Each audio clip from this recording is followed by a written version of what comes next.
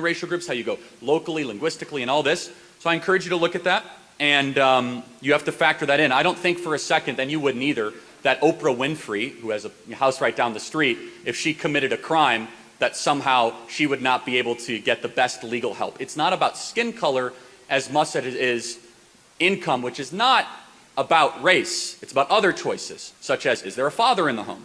For example, if a black has a mom and a dad present, that family and that child has a higher chance of all objective facts of success, college attendance, low likelihood of committing crimes, than a white child that has just a single mother.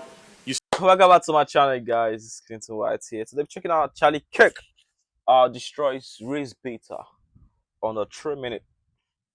So without further ado, guys, let's check it out. Hey, Charlie. First of all, I want to thank you for speaking here. I think it's important to be exposed to differing ideas, even if you don't necessarily agree. I think that's how consensuses are reached. So moving into my question, you mentioned that you don't think there's any institutional racism left in this country. And I think that's a pretty strong statement that I don't necessarily agree with, especially in our justice system where the United States Sentencing Commission actually contends that black men are 19% more likely to be sentenced, have longer sentences for similar crimes. And that's when every other demographic factor is accounted for, like age, income, I guess, area within society. So I was wondering what you think about that, particularly because there is that imbalance, and I would regard that as institutional. So. Is the quality of their legal representation factored into the study? I can't speak to that because I don't know. It's not. Yeah. Okay. So for example, if LeBron James committed a crime, he'd have pretty good lawyers, right? Most likely, yeah. Yeah. So maybe it's an income and or legal quality point, not a race point, right? Here's my contention. My contention is the following. There are other reasons to blame disparities other than discrimination, a lot. And one of my biggest learning moments today on campus is how almost everything gets attributed to racism or discrimination. There's a fabulous book I encourage all of you to read. It should be required reading by black economist Thomas Sowell called Discriminations and Disparities. It might be the other way around, disparities, whatever. I think it is discrimination, disparities. And he makes the argument there are hundreds of other potential explanations for not just racial groups, but smaller than racial groups, how you go locally, linguistically, and all this. So I encourage you to look at that, and you have to factor that in. I don't think for a second, and you wouldn't either, that Oprah Winfrey, who has a house right down the street, if she committed a crime, that somehow she would not be able to get the best legal help. It's not about skin color as much as it is income, which is not about race. It's about other choices, such as, is there a father in the home? For example, if a black has a mom and a dad present, that family and that child has a higher chance of all objective facts of success, college attendance, low likelihood of committing crimes, than a white child that has just a single mother. You see, fatherhood transcends color lines. And what we have learned through massive macroeconomic studies is that when blacks have fathers around, not only do they succeed as much, they succeed even more sometimes than white families. And that is my contention. Thank you for being here.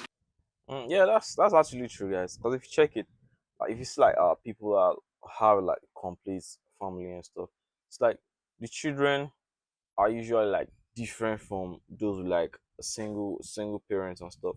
So what I'm trying to say is that people with like a single parent, because like they don't have that how would I put it, that supreme figure in the house to like maybe like guide them to like some certain things. They end up committing some kind of crimes, like getting into trouble, not focusing on certain things, especially like in their educational aspects. So yeah, it's true. I mean, you can't say the judges are judging people based on race just plain like that. That's not how it works.